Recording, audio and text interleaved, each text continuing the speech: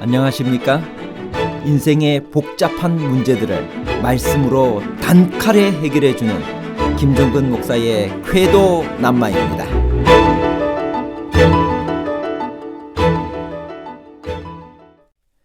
하나님께서 아합을 꾀어 죽음에 이르게 하기 위해 선지자들의 입에 거짓말하는 영을 넣으셨다는 표현은 아합을 정말 꾀려는 속임수였나요? 아니면 거짓말하는 영의 계획을 미리 알려주어 거짓 선지자들의 거짓을 폭로하고 아합에게 회개의 기회를 주시기 위함인가요?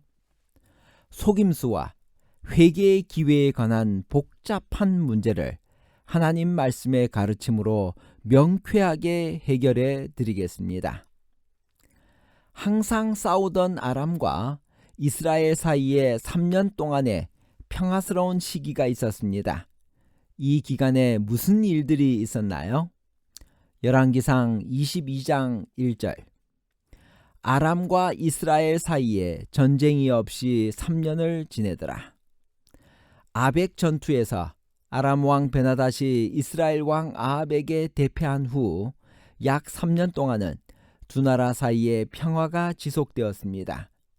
그 당시 아수르가 강력한 국가로 성장하여 팔레스타인과 아람을 위협했기 때문에 아람은 더 이상 이스라엘과 다툴 여유가 없었습니다.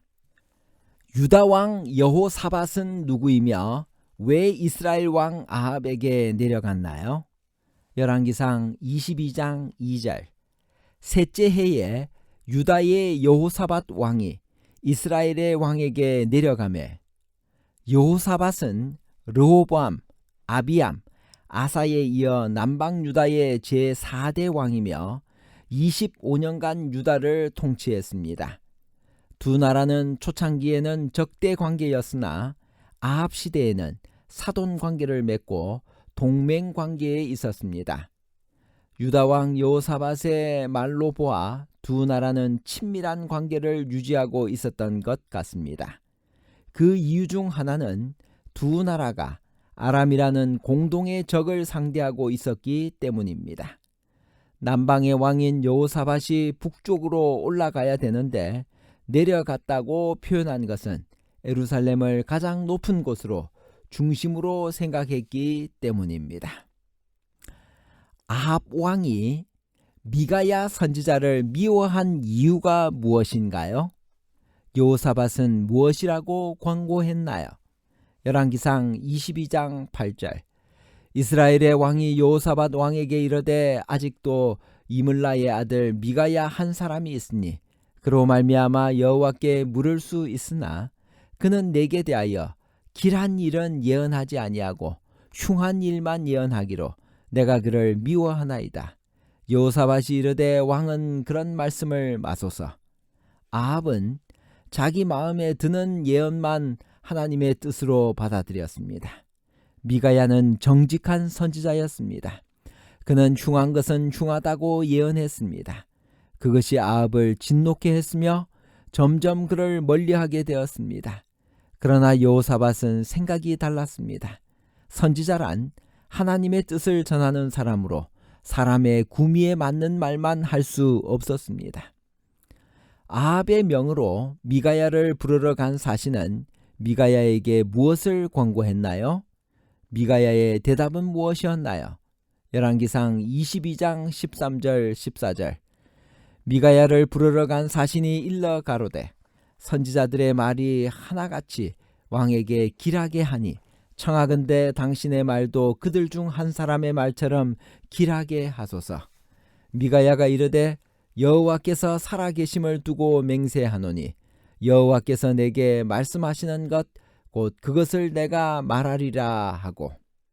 모든 선지자가 길하게 말하기 때문에 미가야도 길하게 말하는 것이 좋을 것이라고 사신은 충고했습니다. 그러나 미가야는 그럴 수 없었습니다. 그는 하나님께서 말하라고 명하신 것만 말할 수 있었습니다. 미가야를 비롯한 거짓 선지자들은 하나님께서 아합 왕에게 승리를 주실 것이라고 주장했습니다.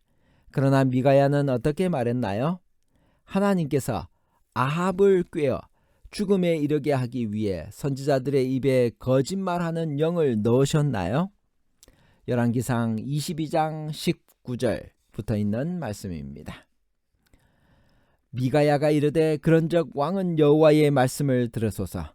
내가 보니 여호와께서 그의 보좌에 앉으셨고 하늘의 만군이 그의 좌우편에 모시고 서 있는데 여호와께서 말씀하시기를 누가 아합을 꾀어 그를 길앗 라못에 올라가서 죽게 할꼬 하시니 하나는 이렇게 하겠다 하고 또 하나는 저렇게 하겠다 하였는데 한 명이 나와 여호와 앞에 서서 말하되 내가 그를 꾀겠나이다. 여호와께서 그에게 이르시되 어떻게 하겠느냐. 이르되 내가 나가서 거짓말하는 영이 되어 그의 모든 선지자들의 입에 있겠나이다. 여호와께서 이르시되 너는 꾀겠고 또 이루리라.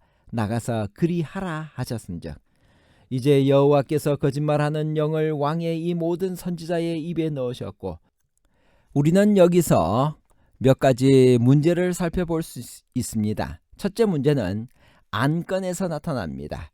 회의를 주재하시는 하나님이 누가 아합을 꾀어 그를 길앗 라못에 올라가서 죽게 할 거라고 하면서 아합을 죽일 방도를 찾는 안건을 제안합니다.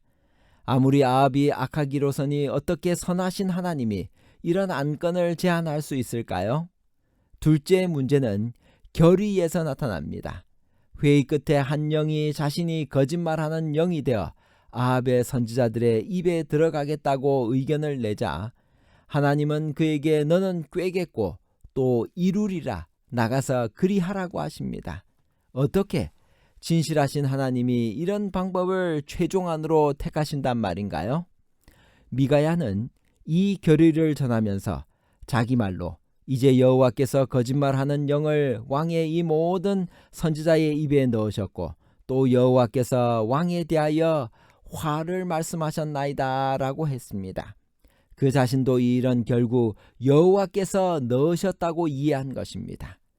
아합의 죽음을 의논하시는 일이 선하신 하나님의 성품과 충돌된다는 것은 죄악에 대한 하나님의 증오를 이해하지 못한 생각입니다. 사실 하나님은 이미 엘리야를 통해 아합과 그의 집과 이세벨에 대한 심판을 통보한 상황이었습니다. 심지어 그는 여호와 앞에서 악을 행한 것으로는 전례를 찾을 수 없는 사람으로 평가되었습니다. 이 일이 정녕 하나님의 진실하심과 충돌될까요? 그렇지 않습니다. 왜냐하면 하나님이 미가야를 통해 하늘 어전 회의의 내용을 아합에게 들려주시는 것은 그를 꾀기 위한 것이 아니라 오히려 그를 꾀려는 거짓말하는 영의 계획을 미리 알려주시는 것이기 때문입니다. 누군가를 정말 꾀는 것이 목적이라면 사전에 내가 너를 꾀다는 것을 미리 밝히지는 않기 때문입니다. 그런 의미에서 하나님은 지금 미가야를 통해 진실을 말하고 계신 것입니다. 즉 거짓 선지자들의 거짓을 폭로하고 있습니다. 이것은 아합에게 회개의 기회입니다. 아합은 이때라도 참 선지자의 말을 듣고 하나님께 순종할 수 있었습니다. 그러나 그는 끝내 거짓 선지자들의 말을 쫓아 길앗 라못을 치기로 결정했습니다.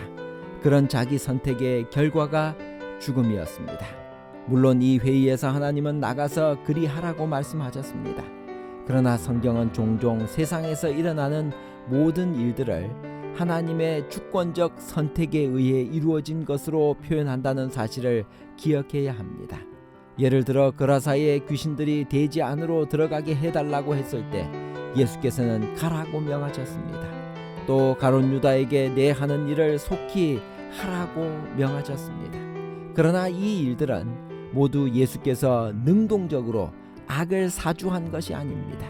그들이 하고자 하는 일을 하라고 허락한 것일 뿐입니다. 다시 말해 허락을 지시로 표현하고 있습니다. 또 하나 기억해야 할 사항은 여기서 허락받은 것은 다만 거짓말하는 영이라는 사실입니다. 선지자들은 얼마든지 자신들의 의지로 미가야와 같이 여호와의 영의 지시를 따르기를 선택할 수 있었습니다. 그들은 자신들의 은사를 오용하고 다만 왕이 듣고 싶은 말을 했을 뿐입니다. 결론입니다.